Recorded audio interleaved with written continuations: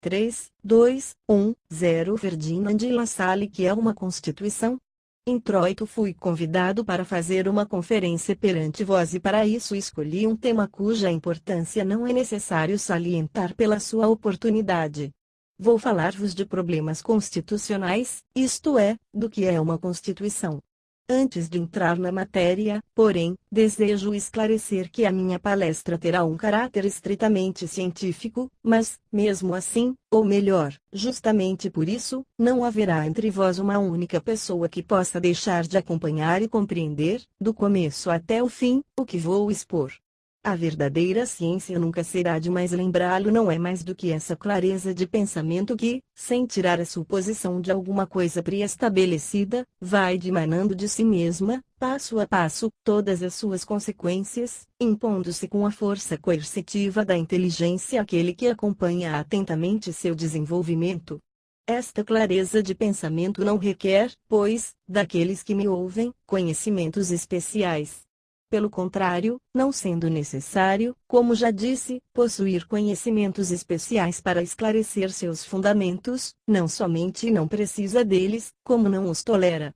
Só tolera e exige uma única coisa e esta é, que os que me lerem ou me ouvirem não tragam consigo suposições prévias de nenhuma espécie, nem ideias próprias, mas sim que venham dispostos a colocar-se ao nível do meu tema, mesmo que acerca dele tenham falado ou discutido, e fazendo de conta que pela primeira vez o estão estudando, como se ainda não soubessem dele, despindo-se, pelo menos enquanto durar a minha investigação.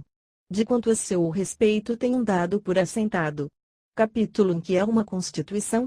Inicio, pois, minha palestra com esta pergunta: que é uma Constituição? Qual é a verdadeira essência de uma Constituição?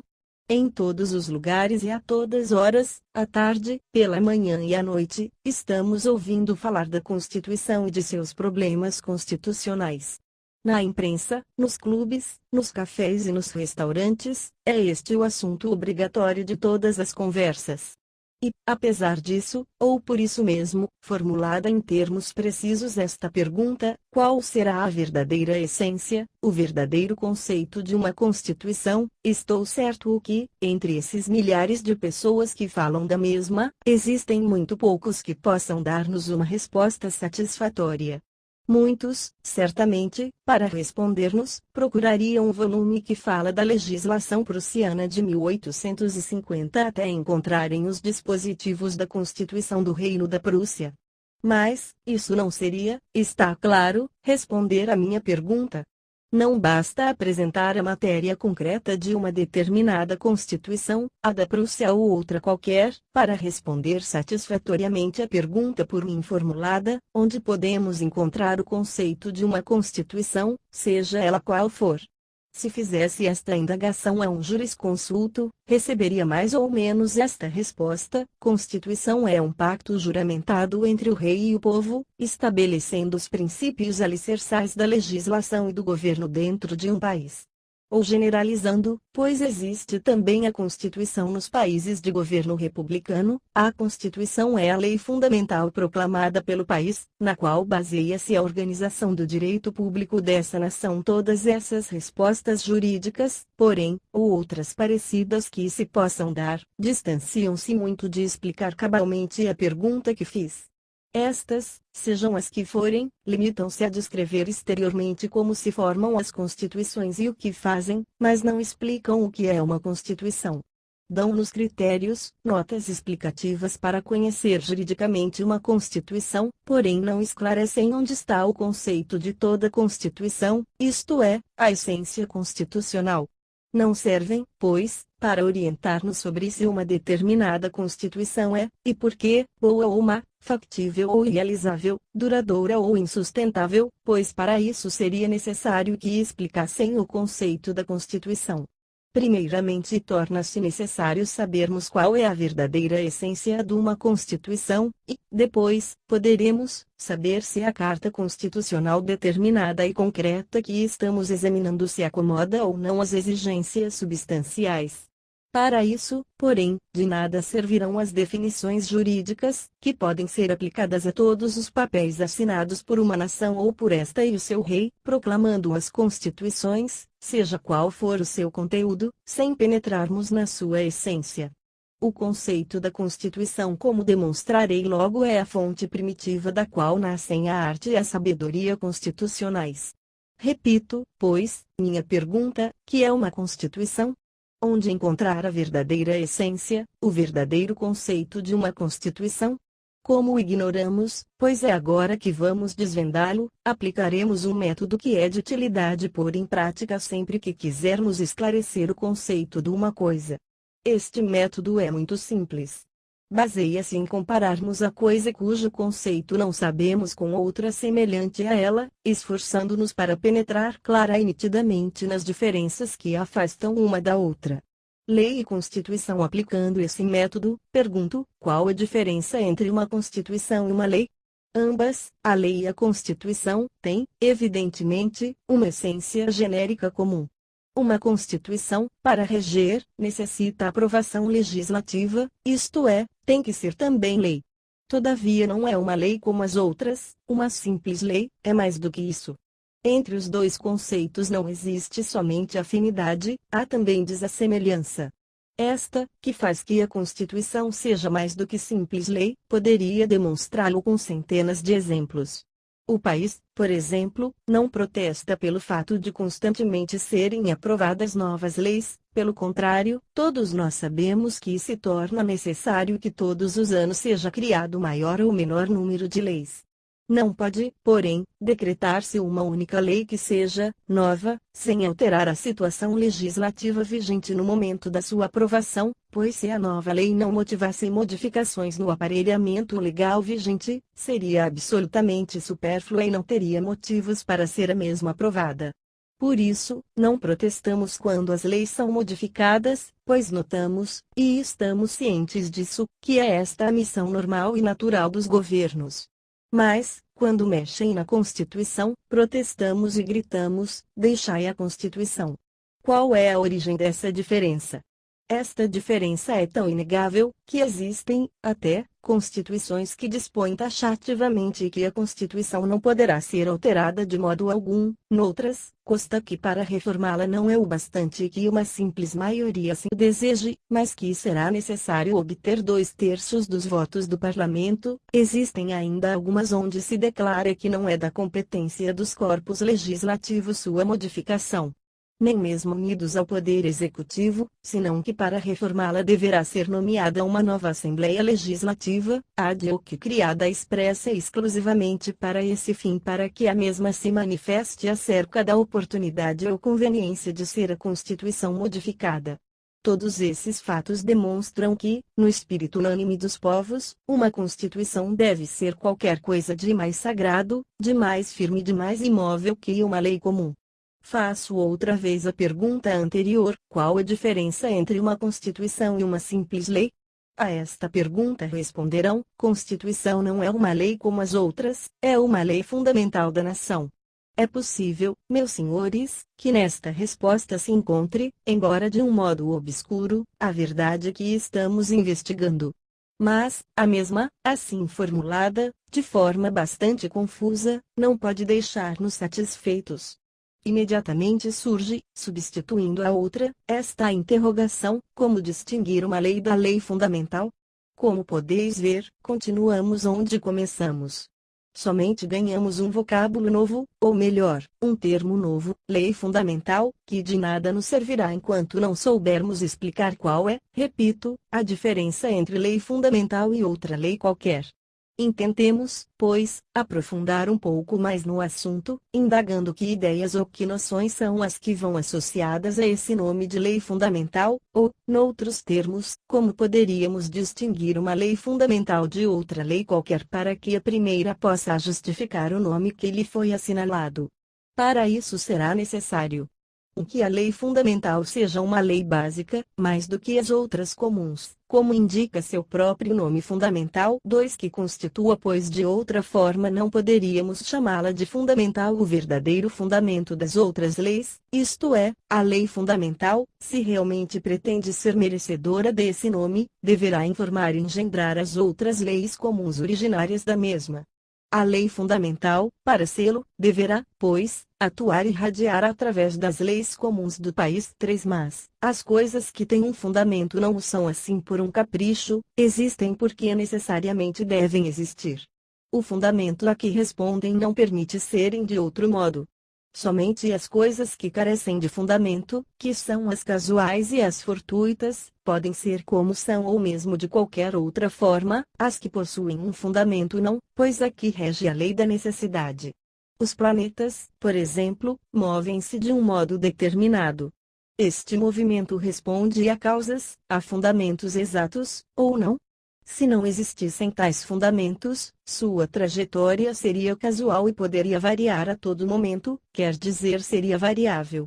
Mas, se de fato responde a um fundamento, se é o resultado como pretendem os cientistas da força de atração do Sol, é o bastante isto para que o movimento dos planetas seja regido e governado de tal modo por esse fundamento que não possa ser de outro modo, a não ser tal como de fato é.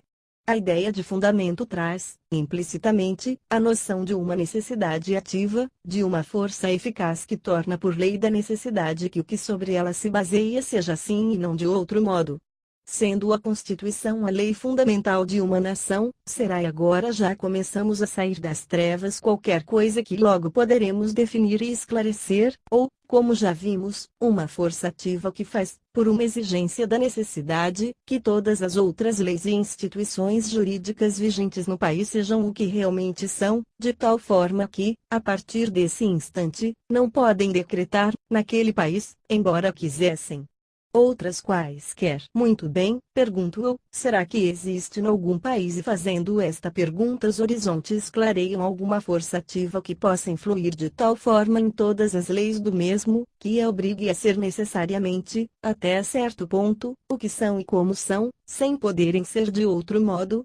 Os fatores reais do poder, sim, existem sem dúvida, e esta incógnita que estamos investigando apoia-se, simplesmente, nos fatores reais do poder que regem uma determinada sociedade.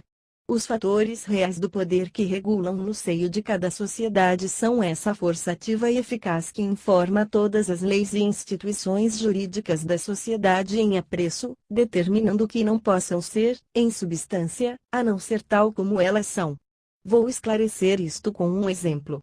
Naturalmente, este exemplo, como vou expô-lo, não pode realmente acontecer. Porém, embora este exemplo possa dar-se de outra forma, não interessa sabermos se o fato pode ou não acontecer, mas sim que o exemplo nos possa ensinar se este chegasse a ser realidade.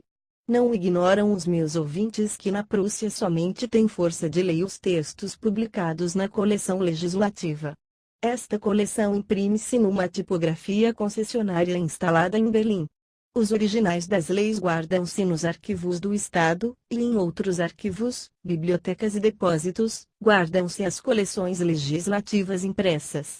Vamos supor, por um momento, que um grande incêndio irrompeu e que nele queimaram-se todos os arquivos do Estado, todas as bibliotecas públicas, que o sinistro destruísse também a tipografia concessionária onde se imprimia a coleção legislativa e que ainda, por uma triste coincidência, estamos no terreno das suposições, igual desastre se desse em todas as cidades do país, desaparecendo inclusive todas as bibliotecas particulares onde existissem coleções, de tal maneira que em toda a Prússia não fosse possível achar um único exemplar das leis do país.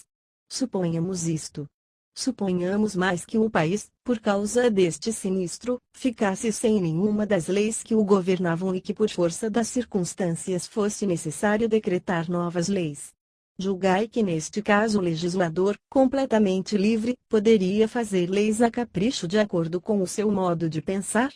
A monarquia. Suponhamos que os senhores respondam, visto que as leis desapareceram e que vamos redigir outras completamente novas, desde os alicerces até o telhado, nelas não reconheceremos a monarquia as prerrogativas que até agora gozou ao amparo das leis destruídas, mas ainda, não respeitaremos prerrogativas nem atribuições de espécie alguma, enfim, não queremos a monarquia.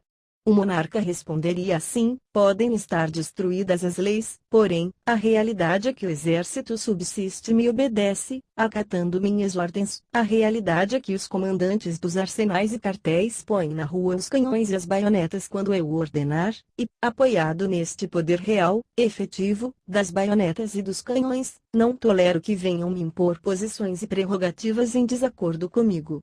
Como podeis ver, um rei a quem obedecem o exército e os canhões é uma parte da Constituição. A aristocracia. Suponhamos agora que os senhores dissessem: somos tantos milhões de prussianos, entre os quais somente existe um punhado cada vez menor de grandes proprietários de terras pertencentes à nobreza. Não sabemos por que esse punhado, cada vez menor, de grandes proprietários agrícolas, hão de possuir tanta influência nos destinos do país como os restantes milhões de habitantes reunidos, formando somente eles uma Câmara Alta que fiscaliza os acordos da Câmara dos Deputados, eleita esta pelos votos de todos os cidadãos, recusando sistematicamente todos os acordos que julgarem prejudiciais aos seus interesses. Imaginemos que os meus ouvintes dissessem: destruídas as leis do passado, somos todos iguais e não precisamos absolutamente para nada da Câmara Senhorial. Reconheço que não seria fácil a nobreza atirar contra o povo que assim pensasse seus exércitos de camponeses. Possivelmente teriam mais que fazer para livrar-se deles. Mas, a gravidade do caso é que os grandes fazendeiros da nobreza tiveram sempre grande influência na corte e esta influência garante-lhes a saída do exército e dos canhões para seus fins, como se este aparelhamento da força estivesse diretamente ao seu dispor. Vejam, pois, como uma nobreza influente bem vista pelo rei e sua corte, é também uma parte da Constituição. A grande burguesia. Ocorre-me agora assentar o suposto ao inverso, isto é, a suposição de que o rei e a nobreza aliados entre si para restabelecer a organização medieval, mas não ao pequeno proprietário, pretendessem impor o sistema que regeu na Idade Média, quer dizer, aplicada a toda a organização social, sem excluir a grande indústria, as fábricas e a produção mecanizada. É sabido que o grande capital não poderia, de forma alguma, progredir e mesmo viver sob o sistema medieval, impedindo-se seu desenvolvimento sob aquele regime. Entre outros motivos, porque neste regime se levantaria uma série de barreiras legais entre os diversos ramos de produção, por muita afinidade que os mesmos tivessem e nenhum industrial poderia reunir duas ou mais indústrias em suas mãos. Neste caso, por exemplo, entre as corporações dos fabricantes de pregos e os ferreiros existiriam constantes processos para deslindar as suas respectivas jurisdições, a estamparia não poderia empregar em sua fábrica somente a um tintureiro, etc. Ademais, sob o sistema gremial daquele tempo, estabelecer-se-ia por lei a quantidade estrita de produção de cada industrial e cada indústria somente poderia ocupar um determinado número de operários por igual. Isto basta para compreender que a grande produção, a indústria mecanizada, não poderia progredir com uma constituição do tipo gremial. A grande indústria exige, sobretudo e necessita como o ar que respiramos ampla liberdade da fusão dos mais diferentes ramos do trabalho nas mãos de um mesmo capitalista, necessitando ao mesmo tempo da produção em massa e a livre concorrência, isto é, a possibilidade de empregar quantos operários necessitar, sem restrições. Que viria a acontecer se nestas condições e a despeito de tudo, obstinadamente implantassem hoje a Constituição gremial? Aconteceria que os senhores Borsig, Eges, etc., os grandes industriais de tecidos, os fabricantes de sedas, etc., fechariam as suas fábricas despedindo os seus operários, e até as companhias de estradas de ferro seriam obrigadas a agir da mesma forma. O comércio e a indústria ficariam paralisados, grande número de pequenos industriais seria obrigado a fechar suas oficinas e esta multidão de homens sem trabalho sairia à praça pública pedindo, exigindo pão e trabalho. Atrás dela, a grande burguesia, animando-a com a sua influência, instigando-a com o seu prestígio, sustentando-a e alentando-a com o seu dinheiro, viria fatalmente a luta, na qual o triunfo não seria certamente das armas. Demonstrara-se, assim, que os borsig-eges, os grandes industriais, enfim, são todos, também, um fragmento da Constituição. Os banqueiros suponhamos, por um momento, que o governo pretendesse implantar uma dessas medidas excepcionais, abertamente lesivas aos interesses dos grandes banqueiros, que esse mesmo governo entendesse, por exemplo, que o Banco da Nação não foi criado para a função que hoje cumpre, que é de baratear mais ainda o crédito aos grandes banqueiros e aos capitalistas que possuem por razão natural todo o crédito e todo o dinheiro do país e que são os únicos que podem descontar as suas firmas, quer dizer, que obtêm numerário naquele estabelecimento bancário para tornar acessível o crédito à gente humilde e à classe média. Suponhamos isto e também que ao Banco da Nação pretendessem dar-lhe a organização adequada para obter esse resultado. Poderia isto prevalecer? Não vou dizer que disto desencadeasse uma revolta, mas o governo atual não poderia impor presentemente uma medida semelhante. Demonstrarei por quê. De vez em quando o governo sente apertos financeiros devido à necessidade de inverter grandes quantias de dinheiro que não tem coragem de tirar do povo por meio de novos impostos ou aumento dos existentes. Nesses casos, fica o recurso de devorar o dinheiro do futuro, ou, o que é a mesma coisa, contrair empréstimos, entregando em troca do dinheiro que recebe adiantadamente, papel da dívida pública. Para isto, necessita dos banqueiros. É certo que, mais dia menos dia, a maior parte daqueles títulos da dívida volta às mãos da gente rica e dos pequenos capitalistas do país, mas, isto requer tempo, às vezes muito tempo, e o governo necessita do dinheiro logo e de uma vez, ou em prazos breves. Para conseguir o dinheiro, serve-se dos particulares, isto é, de intermediários que lhe adiantem as quantias de que precisa, correndo depois por sua conta a colocação, pouco a pouco, do papel da dívida, locupletando-se também com a alta da cotação que a esses títulos lhe dá a bolsa artificialmente. Estes intermediários são os grandes banqueiros e, por esse motivo, a nenhum governo convém, hoje em dia, indispor-se com os mesmos. Vemos, mais uma vez, que também os grandes banqueiros como Mendelssohn e Schickler, a Bolsa, são também partes da Constituição. Suponhamos que o governo intentasse promulgar uma lei penal semelhante à que prevaleceu durante algum tempo na China, punindo na pessoa dos pais os roubos cometidos pelos filhos. Essa lei não poderia reger, pois contra ela se levantaria o protesto, com toda a energia possível, da cultura coletiva e da consciência social do país. Todos os funcionários, burocratas e conselheiros do Estado ergueriam as mãos para o céu, e até os sisudos senadores teriam que discordar de tamanho absurdo.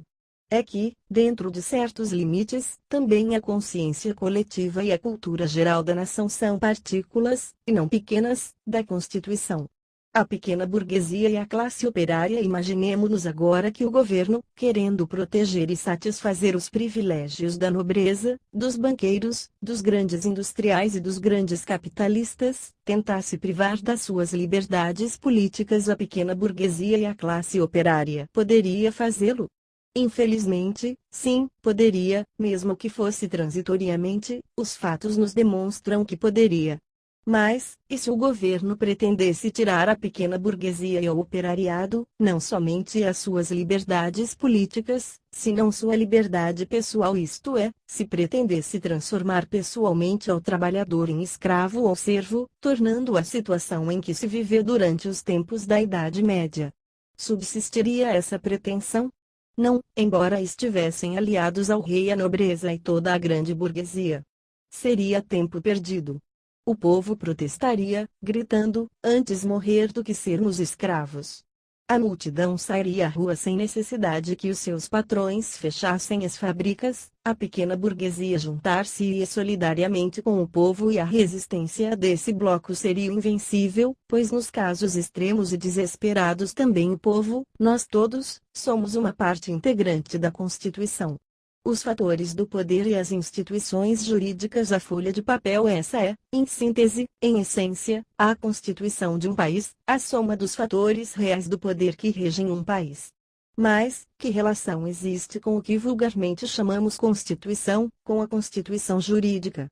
Não é difícil compreender a relação que ambos conceitos guardam entre si. Juntam-se esses fatores reais do poder, escrevemo-los em uma folha de papel, dá-se-lhes expressão escrita e a partir desse momento, incorporados a um papel, não são simples fatores reais do poder, mas sim verdadeiro direito, nas instituições jurídicas e quem atentar contra eles atenta contra a lei, e por conseguinte é punido. Não desconheceis também o processo que se segue para transformar esses escritos em fatores reais do poder, transformando-os desta maneira em fatores jurídicos. Está claro que não aparece neles a declaração que o Sr. Borsig, o industrial, a nobreza, o povo, são um fragmento da Constituição, ou que o banqueiro X é outro pedaço da mesma. Não, isto se define de outra maneira mais limpa, mais diplomática. O sistema eleitoral das três classes, por exemplo, se o que se quer dizer é que determinados industriais e grandes capitalistas terão tais e quais prerrogativas no governo e que o povo, operários, agricultores e pequenos burgueses também têm certos direitos, não se fará constar com essa clareza e sim de modo diferente. O que se fará será, simplesmente decretar uma lei, como a célebre lei eleitoral das três classes que vigorou na Prússia desde o ano 1849, na qual será dividida a nação em três grupos eleitorais, de acordo com os impostos por eles pagos e que naturalmente estarão de acordo também com as posses de cada eleitor. Segundo a estatística oficial organizada naquele ano, 1849, pelo governo, existiam na Prússia 3.255.703 eleitores que ficavam assim divididos: eleitores primeiro grupo 153.808, segundo grupo 409.945, terceiro grupo 2.691.950. Por essa estatística eleitoral vemos que na Prússia existiam 153.808 pessoas riquíssimas que possuíam tanto poder político como os 2.691.950 cidadãos modestos, operários e camponeses juntos, e que esses 153.808 indivíduos de máximos cabedais, somados aos 409.945 eleitores de posses médias que integravam a segunda classe, possuíam tanto poder político como o resto da nação, ainda mais que os 153.808 grandes capitalistas e a metade somente dos 409.945 do segundo grupo dispunham de maior força política que a metade restante da segunda categoria somada aos 2.691.950 eleitores desprovidos de riqueza. Observai como por esse meio cômodo se chega exatamente ao mesmo resultado que se na Constituição constasse: o opulento terá o mesmo poder político que 17 cidadãos comuns, ou melhor, nos destinos políticos do país o capitalista terá uma influência 17 vezes maior que um simples cidadão sem recursos. Antes da promulgação da lei eleitoral das três classes, regia legalmente, até 1848, o sufrágio universal, que garantia todo cidadão, fosse rico ou pobre, o mesmo direito político, as mesmas atribuições para intervir na administração do Estado. Está assim demonstrada a afirmativa que fiz anteriormente de que era bastante fácil, legalmente, usurpar aos trabalhadores e à pequena burguesia as suas liberdades políticas, sem entretanto despojá-los de um modo imediato e radical dos bens pessoais constituídos pelo direito à integridade física e à propriedade. Os governantes não tiveram muito trabalho para privar o povo dos direitos eleitorais e, até agora, não sei se foi feita qualquer campanha de protesto para recuperar esses direitos. A Câmara Senhorial ou Senado se na Constituição quer o governo fique estabelecido que um punhado de grandes proprietários da aristocracia reúna em suas mãos tanto poder como os ricos, a gente acomodada e os deserdados da fortuna, isto é, como os eleitores das três classes reunidas, como o resto da nação, o legislador cuidará também de fazê-lo, mas de maneira que não o diga tão às claras, tão grosseiramente. Bastando para isso dizer na Constituição, os representantes da grande propriedade sobre o solo, que o forem por tradição, e mais alguns outros elementos secundários, formarão uma Câmara Senhorial, um Senado, com atribuições de aprovar ou não os acordos feitos pela Câmara dos Deputados eleitos pela nação, que não terão valor legal se os mesmos forem rejeitados pelo Senado. Isto equivale a pôr nas mãos de um grupo de velhos proprietários uma prerrogativa política formidável que lhes permitirá contrabalançar a vontade nacional e de todas as classes que a compõem, por muito unânime que seja essa vontade.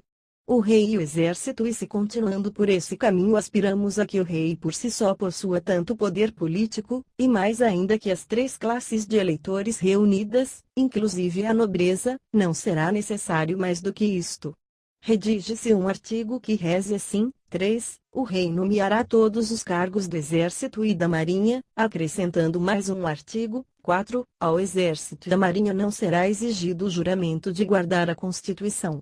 E, se isto parecer ainda pouco, acrescentar-se-á a teoria, que não deixa de ter seu fundo de verdade, que o rei ocupa frente à do exército uma posição muito diferente a que lhe corresponde comparativamente às outras instituições do Estado, a teoria de que o rei, como o chefe supremo das forças militares do país, não é somente rei, é qualquer coisa mais, algo especial, misterioso e desconhecido, para cuja denominação inventaram o termo de chefe supremo das forças de mar e terra, razão porque nem a Câmara dos Deputados nem mesmo a nação tem que preocupar-se com o exército nem intervir nos seus assuntos e organização, limitando-se somente a votar as quantias necessárias para que subsista. E não pode negar-se que esta teoria tem seu apoio no artigo 108 da Constituição prussiana.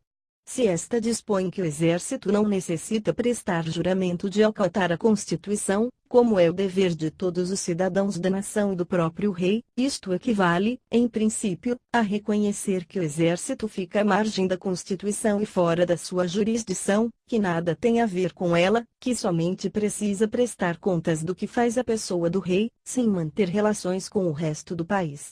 Conseguido isto, reconhecida ao rei a atribuição de preencher todos os postos vagos do exército e colocado este sob a sujeição pessoal do rei, este conseguiu por si reunir um poder muito superior ao que goza a nação inteira, supremacia esta que não ficaria diminuída embora o poder efetivo da nação fosse 10, 20 ou 50 vezes maior do que o do exército. A razão aparente deste contrassenso é simples. Poder organizado e poder inorgânico. O instrumento do poder político do rei, o exército, está organizado, pode reunir-se a qualquer hora do dia ou da noite, funciona com uma disciplina única e pode ser utilizado em qualquer momento que dele se necessite. Entretanto, o poder que se apoia na nação, meus senhores, embora seja, como de fato é realmente, infinitamente maior, não está organizado, à vontade do povo, e sobretudo seu grau de acometimento, não é sempre fácil pulsá-la mesmo por aqueles que dele fazem parte. Perante a iminência do início de uma ação, nenhum deles é capaz de contar a soma dos que irão tentar defendê-la. Ademais, a nação carece desses instrumentos do poder organizado, desses fundamentos tão importantes de uma Constituição como acima demonstramos, isto é, dos canhões. É verdade que os canhões adquirem-se com o dinheiro fornecido pelo povo, certo também que se constroem e se aperfeiçoam graças às ciências que se desenvolvem no seio da sociedade civil, a química, a técnica, etc. Somente o fato de sua existência demonstra como é grande o poder da sociedade civil, até onde chegaram os progressos das ciências, das artes técnicas, dos métodos de fabricação e do trabalho humano. Mas, aqui calha a frase de Virgílio: "Si vos non vobis". Tu, povo, fabrica-os e paga-os, mas não para ti. Como os canhões são fabricados sempre para o poder organizado e somente para ele, a nação sabe que essas máquinas de destruição e de morte, testemunhas latentes de todo o seu poder, vomitarão a metralha sobre ela, infalivelmente, logo que se revoltar. Estas razões explicam por que um poder menos forte, porém organizado, pode sustentar-se anos a fio, sufocando o poder, muito mais forte, porém desorganizado, do país, até que a população um dia, cansada de ver os assuntos nacionais tão mal administrados e pior regidos e que tudo é feito contra sua vontade e contra os interesses gerais da nação, se levanta contra o poder organizado, opondo-lhe sua formidável supremacia. Embora desorganizada, tenho demonstrado a relação que guardam entre si as duas constituições de um país, essa constituição real e efetiva, integralizada pelos fatores reais e efetivos que regem a sociedade, e essa outra constituição escrita, a qual, para distingui-la da primeira, vamos denominar de folha de papel capítulo 2 algo de história constitucionalista. Uma constituição real e efetiva a possuem e hão de possuí-la sempre todos os países, pois é um erro julgarmos que a Constituição é uma prerrogativa dos tempos modernos. Não é certo isso. Da mesma forma, e pela mesma lei da necessidade que todo corpo tem uma constituição própria, boa ou má, estruturada de uma ou de outra forma, todo país tem, necessariamente, uma constituição real e efetiva, pois não é possível imaginar uma nação onde não existam os fatores reais do poder, quaisquer que eles sejam. Quando muito tempo antes de romper a grande Revolução Francesa, sob a monarquia legítima e absoluta de Louis V, o poder imperante aboliu na França, por decreto de 3 de fevereiro de 1776, as prestações pessoais para a construção de vias públicas onde os agricultores eram obrigados a trabalhar gratuitamente na abertura e construção de rodovias e caminhos, determinando a criação, para atender às despesas de construção, de um imposto pago inclusive pela nobreza. O parlamento francês protestou, opondo-se a essa medida. Le peuple de France est taillable et corvéable a agudo volonté, c'est une partie de la constitution que le roi ne peut changer. Vejam como mesmo naquele tempo já falavam de uma constituição e lhe reconheciam tal virtude, que nem o próprio rei podia mexer nela, tal como agora. Aquilo que a nobreza francesa chamava de Constituição, ou seja a norma pela qual o povo os deserdados da fortuna era obrigado a suportar o peso de todos os impostos e prestações que quisessem lhe impor, não estava, é certo, escrito em nenhum papel ou documento especial, documento este onde em resumo constassem os direitos do país e os do governo, era pois a expressão simples e clara dos fatores reais do poder que vigoravam na França medieval.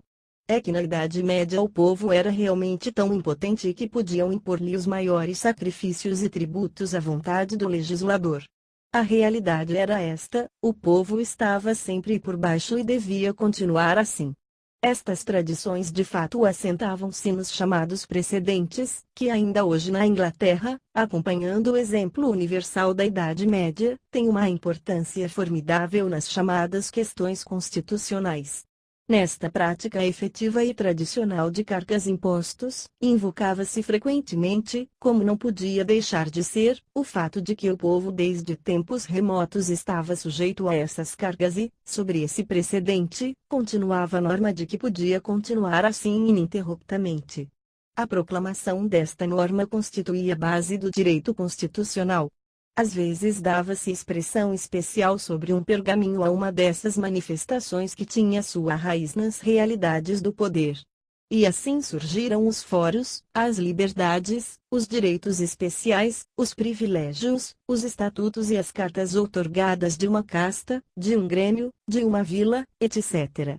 Todos esses fatos e precedentes, todos esses princípios de direito público, esses pergaminhos, esses fóruns, estatutos e privilégios reunidos formavam a Constituição do país, sem que todos eles, por sua vez, fizessem outra coisa que exprimir, de um modo simples e sincero, os fatores reais do poder que regia no país. Assim, pois, todos os países possuem ou possuíram sempre, e em todos os momentos da sua história uma Constituição real e verdadeira. A diferença nos tempos modernos, e isto não deve ficar esquecido, pois tem muitíssima importância, não são as constituições reais e efetivas, mas sim as constituições escritas nas folhas de papel. De fato, na maioria dos estados modernos vemos aparecer, num determinado momento da sua história, uma constituição escrita, cuja missão é a de estabelecer documentalmente, numa folha de papel, todas as instituições e princípios do governo vigente. Qual é o ponto de partida desta aspiração própria dos tempos modernos?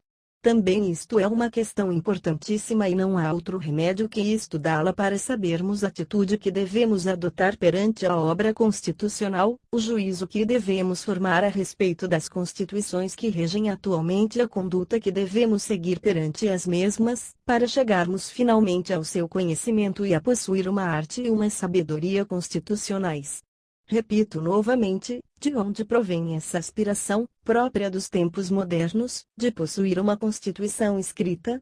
Vamos ver de onde pode provir. Somente pode ter origem, evidentemente, no fato de que nos elementos reais do poder imperantes dentro do país se tenha operado uma transformação. Se não se tivesse operado transformações nesse conjunto de fatores da sociedade em questão, se esses fatores do poder continuassem sendo os mesmos, não teria cabimento que essa mesma sociedade desejasse uma constituição para si. Acolheria tranquilamente a antiga, ou, quando muito, juntaria os elementos dispersos num único documento, numa única carta constitucional. Mas, perguntarão, como podem se dar essas transformações que afetam aos fatores reais do poder de uma sociedade? Constituição feudal. Representemo-nos, por exemplo, um estado pouco povoado da Idade Média, como acontecia naquele tempo, sob o domínio governamental de um príncipe com uma nobreza que assambarcou a maior parte da propriedade territorial. Como a população é escassa, somente uma parte muito pequena da mesma pode dedicar as suas atividades à indústria e ao comércio, a imensa maioria dos habitantes não tem outro recurso que cultivar a terra para obter da agricultura os produtos necessários para viver. Não devemos esquecer que a maior parte das terras estão sob o domínio da aristocracia e que por este motivo os que as cultivam encontram emprego nesses serviços, uns como feudatários, outros como servos, outros, enfim, como colonos do senhor feudal, mas todos esses feudatários, verdadeiros vassalos, possuem um ponto de coincidência: são todos eles submetidos ao poder da nobreza que os obriga a formar suas hostes e a tomar as armas para fazerem a guerra aos seus vizinhos, para resolver seus litígios ou suas ambições. Ademais, com as sobras dos produtos agrícolas que tira de suas terras, o senhor aumenta as suas hostes, contratando e trazendo para seus castelos chefes de armas e soldados, escudeiros e criados. Por sua vez, o príncipe não possui para afrontar esse poder da nobreza outra força efetiva, no fundo, que a própria dos que compõem a nobreza, que obedecem e atendem suas ordens guerreiras, pois a ajuda que lhe podem prestar as vilas, pouco povoadas e pouco numerosas, é insignificante. Qual seria, pois, a constituição de um estado desses? Não é difícil responder, pois a resposta provém necessariamente desse número de fatores reais do poder que acabamos de examinar. A constituição desse país não pode ser outra coisa que uma constituição feudal, na qual a nobreza ocupa um lugar de destaque. O príncipe não poderá criar sem seu consentimento novos impostos e somente ocupará entre eles a posição de primus inter pares, isto é, o primeiro posto entre seus iguais hierárquicos. Esta era, meus senhores, a Constituição prussiana e a da maior parte dos estados na Idade Média. Absolutismo. Continuando, vamos supor o seguinte: a população cresce e multiplica-se constantemente, a indústria e o comércio progridem e seu progresso facilita os recursos necessários para fomentar um novo incremento, transformando as vilas em cidades. Nasce ao mesmo tempo a pequena burguesia e os grêmios das cidades começam a desenvolver-se também, circulando o dinheiro e formando os capitais e a riqueza particular. Que resultaria disso?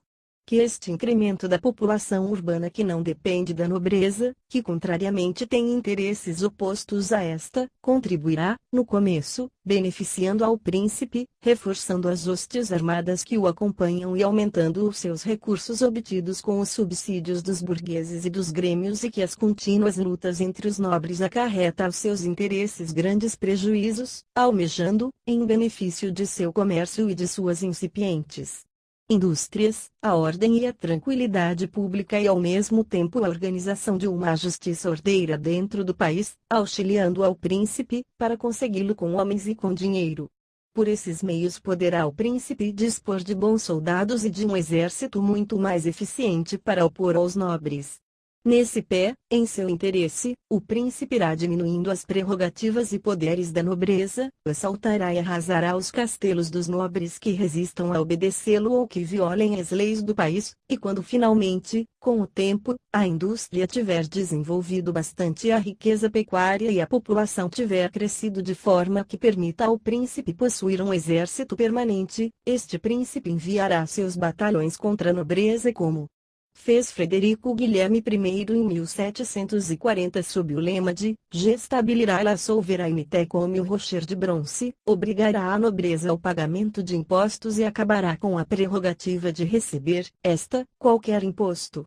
Patenteia-se, mais uma vez, que com a transformação dos fatores reais do poder transforma-se também a constituição vigente do país, sobre os escombros da sociedade feudal, surge a monarquia absoluta. Mas, o príncipe não acredita na necessidade de pôr por escrito a nova Constituição, a monarquia é uma instituição demasiado prática para proceder assim.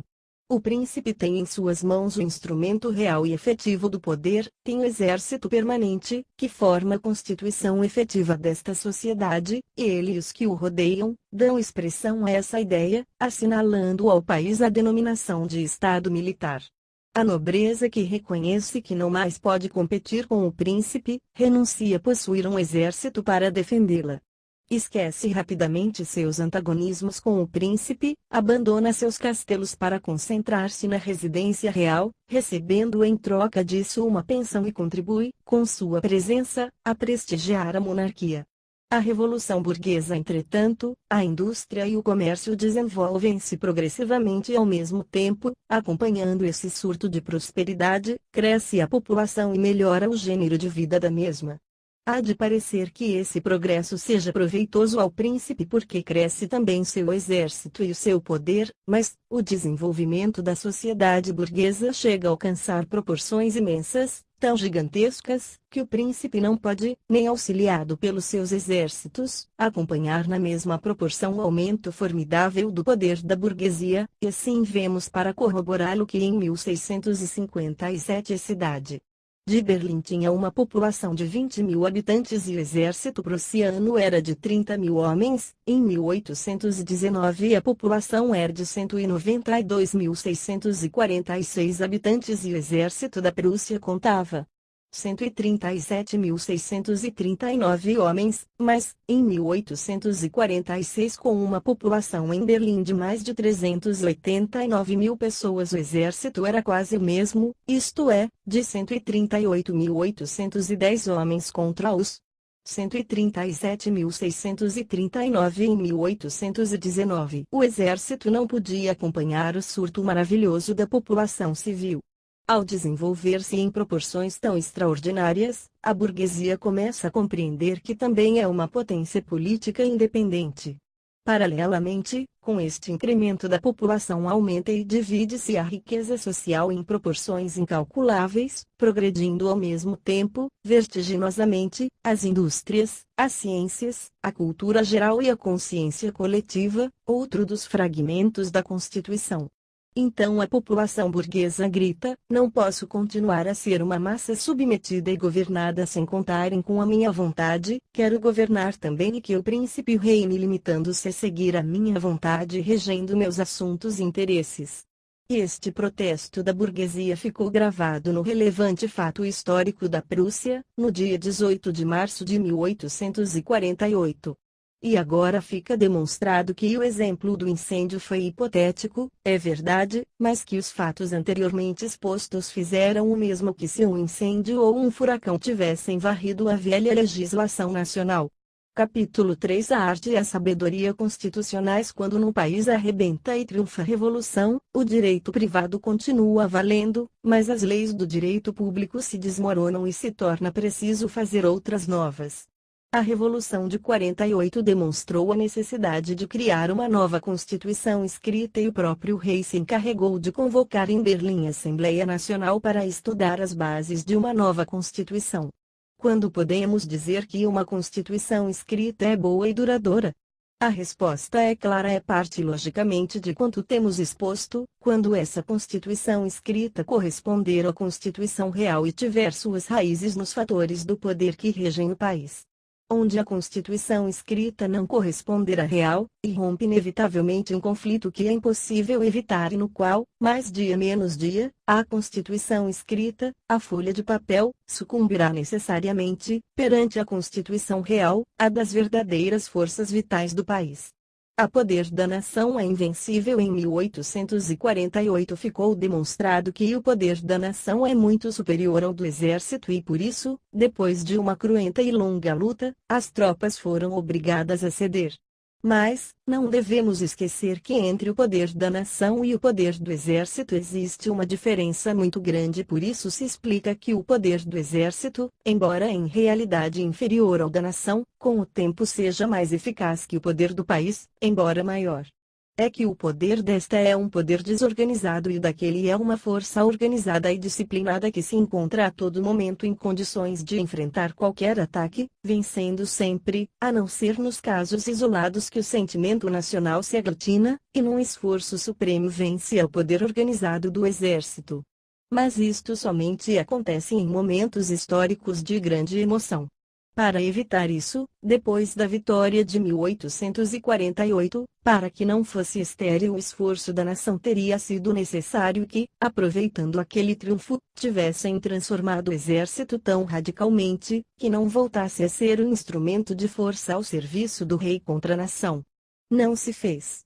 Mas isto se explica, porque geralmente os reis têm ao seu serviço melhores servidores do que o povo. Os daqueles são práticos e os do povo quase sempre são retóricos, aqueles possuem instinto de agir no momento oportuno, estes fazem discursos nas horas em que os outros dão as ordens para que os canhões sejam postos na rua contra o povo. Consequências. Para chegarmos ao verdadeiro conceito do que é uma Constituição, temos agido com grande cautela, lentamente. É possível que alguns dos meus ouvintes, muito impacientes, tenham achado o caminho um pouco longo para chegar ao fim almejado. De posse desse resultado, as coisas desenvolveram-se depressa e, como agora já podemos encarar o problema com mais clareza, poderemos estudar diversos fatos que têm a sua origem nos diferentes pontos de vista que temos estudado. Primeira consequência. Tivemos ocasião de ver que não foram adotadas as medidas que se impunham para substituir os fatores reais do poder dentro do país para transformar o exército, de um exército do rei num instrumento da nação. Certo que foi feita uma proposta encaminhada para consegui-lo, que representava o primeiro passo para esse fim e que era a sugestão apresentada por Stein, na qual constavam medidas que teriam obrigado a todos os oficiais reacionários a resignar seus postos solicitando a sua aposentadoria. Aprovada essa proposta pela Assembleia Nacional de Berlim, toda a burguesia e a maior parte da população protestaram gritando: a Assembleia Nacional deve preocupar-se da nova Constituição e não perder seu tempo atacando ao governo e provocando interpelações sobre assuntos que competem ao Poder Executivo. Ocupai-vos da Constituição e somente da Constituição, gritavam todos. Como podem ver os meus ouvintes, aquela burguesia e a metade da população do país não tinham a mais remota ideia do que real e efetivamente era uma Constituição. Para eles fazer uma Constituição escrita era de menos, não havia pressa, uma Constituição escrita pode ser feita num caso de urgência, em 24 horas, mas, fazendo-a desta maneira, nada se consegue, se for prematura. afastar os fatores reais e efetivos do poder dentro do país, intrometer-se no poder executivo, imiscuir-se nele tanto e de tal forma, socavá-lo e transformá-lo de tal maneira que ficasse impossibilitado de aparecer como soberano perante a nação. É isto que quiseram evitar, era o que importava e urgia a fim de que mais tarde a Constituição escrita não fosse mais alguma coisa do que um pedaço de papel. E como não se fez ao seu devido tempo, a Assembleia Nacional foi-lhe impossível organizar tranquilamente a sua Constituição por escrito, vendo então, embora tarde, que o Poder Executivo ao qual tanto respeitara, em vez de pagar com a mesma moeda, deu-lhe um empurrão, valendo-se daquelas mesmas forças que, com delicadeza, a Assembleia conservara. Segunda consequência.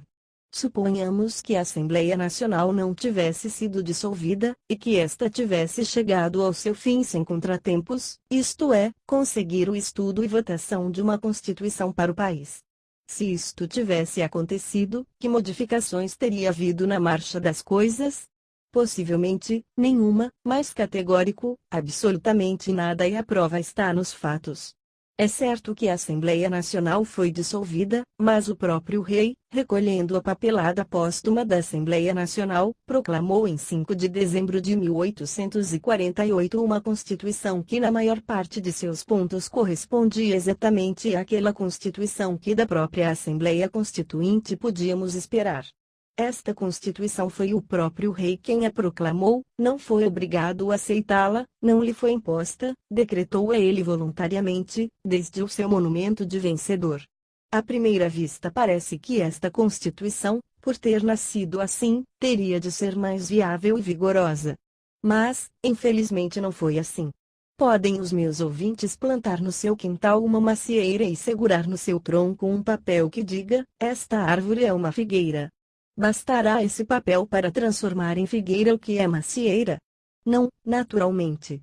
E embora conseguissem que seus criados, vizinhos e conhecidos, por uma razão de solidariedade, confirmassem a inscrição existente na árvore de que o pé plantado era uma figueira, a planta continuaria sendo o que realmente era e, quando desse frutos, destruiriam estes a fábula produzindo maçãs e não figos. Igual acontece com as constituições. De nada servirá o que se escrever numa folha de papel, se não se justifica pelos fatos reais e efetivos do poder. Com aquela folha de papel datada 5 de dezembro de 1848, o rei, espontaneamente, concordava com uma porção de concessões, mas todas elas iam de encontro à Constituição Real, isto é, contra os fatores reais do poder que o rei continuava a dispor, integralmente, em suas mãos. E aconteceu o que forçosamente devia acontecer. Com a mesma imperiosa necessidade que regula as leis físicas da gravidade, a Constituição Real abriu caminho, passo a passo, até impor-se a Constituição escrita. Assim, embora aprovada pela Assembleia encarregada de revê-la, a Constituição de 5 de dezembro de 1848 foi modificada pelo rei, sem que ninguém o impedisse, com a célebre Lei Eleitoral de 1849 que estabeleceu os 3 grupos de eleitores já expostos anteriormente. A Câmara criada à raiz dessa lei eleitoral foi o instrumento por meio do qual podiam ser feitas na Constituição as reformas mais urgentes, a fim de que o rei pudesse jurá-la em 1850 e, uma vez feito o juramento, continuar a deturpá-la, a transformá-la sem pudor. Desde essa data não passou um único ano sem que a mesma fosse modificada. Não existe bandeira, por muito velha e venerável que seja, por centenas de batalhas que tenha assistido, que possa apresentar tantos buracos e frangalhos como a famosa Carta Constitucional Prussiana. Terceira consequência. Quando os meus ouvintes saibam que um partido político tem por lema o grito angustioso de cerrar fileiras em torno da Constituição, que devemos pensar? Fazendo essa pergunta, não faço um apelo aos vossos desejos, não me dirijo à vossa vontade. Pergunto, simplesmente, como a homens conscientes, que devemos pensar de um fato desses? Estou certo de que, sem serdes profetas, respondereis prontamente: essa Constituição está nas últimas, podemos considerá-la morta, sem existência, mais uns anos e terá deixado de existir. Os motivos são muito simples. Quando uma Constituição escrita responde aos fatores reais do poder que regem um país, não podemos ouvir esse grito de angústia. Ninguém seria capaz de fazê-lo, ninguém poderia se aproximar à Constituição sem respeitá-la. Com uma Constituição destas ninguém brinca se não quer passar mal. Onde a Constituição reflete os fatores reais e efetivos do poder, não pode existir um partido político que tenha por lema o respeito à Constituição, porque ela já é respeitada, é invulnerável. Mau sinal quando esse grito repercute no país, pois isto demonstra que na Constituição escrita há qualquer coisa que não reflete a Constituição real, os fatores reais do poder. E se isto acontecer, se esse divórcio existir, a Constituição escrita está liquidada, não existe Deus nem força capaz de salvá-la. Essa Constituição poderá ser reformada radicalmente, virando-a da direita para a esquerda, porém mantida integralmente, nunca. Somente o fato de existir o grito de alarme que incite a conservá-la é uma prova evidente da sua caducidade para aqueles que saibam ver com clareza. Poderão encaminhá-la para a direita, se o governo julgar necessária essa transformação para opô-la à Constituição escrita, adaptando-a aos fatores reais do poder, isto é, ao poder organizado da sociedade. Outras vezes é o poder inorgânico desta que se levanta para demonstrar que é superior ao poder organizado.